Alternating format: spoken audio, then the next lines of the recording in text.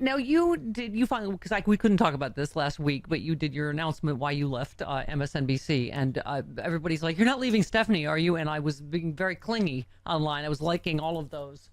And can you please confirm that you are not ever going to leave me?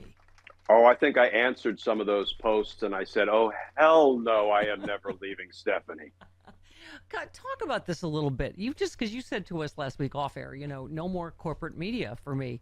I mean, Yeah. they are part of the problem, Glenn. But I got to tell you, as I said, you really are a hero of democracy because not many people do anything that costs them anything.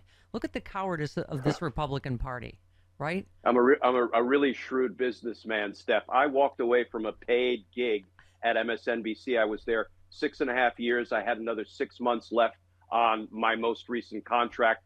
I went to the leadership and I said, "Would you voluntarily release me from my contract? I won't break it. I'll stick with you if you say no, but I really want to offer myself up. I don't want to say as a punching bag, but as a counterpoint on all conservative, right leaning outlets. And I want to try to talk and listen across the great divide and just tell folks about what's going on the rule of law front from the perspective of a 30-year federal prosecutor." So, to that end, I'm trying to walk the walk, albeit principles first. It is a conservative conference in Washington, D.C., tomorrow and Sunday, and it is principled Republicans' answer to CPAC.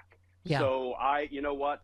I'm all in for yeah. democracy, even if I do so at my own to Well, my own disadvantage. I keep saying courage is contagious, Glenn, and maybe some of yours will rub off. I'm sure you saw the Vanity Fair reporting that Republicans are physically afraid, which is why many of them are not are bending the knee to Trump on all of these nominees. They know are profoundly unqualified because they are. I mean, what has our country come to, Glenn? They are physically afraid of these violent MAGA thugs.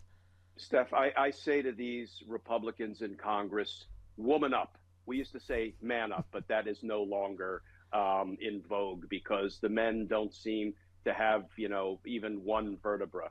But listen, nobody said governing was going to be easy. You ran for office. You were elected by your constituents. Now, dang it, stand up for your constituents, for the safety of the American people.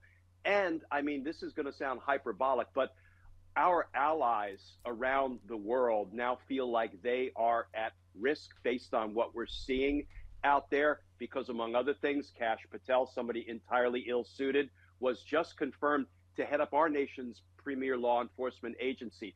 The Republicans in Congress need to stand up, they need to woman up, they need to man up, and they need to begin protecting their own dang constituents who put them in office. Yeah.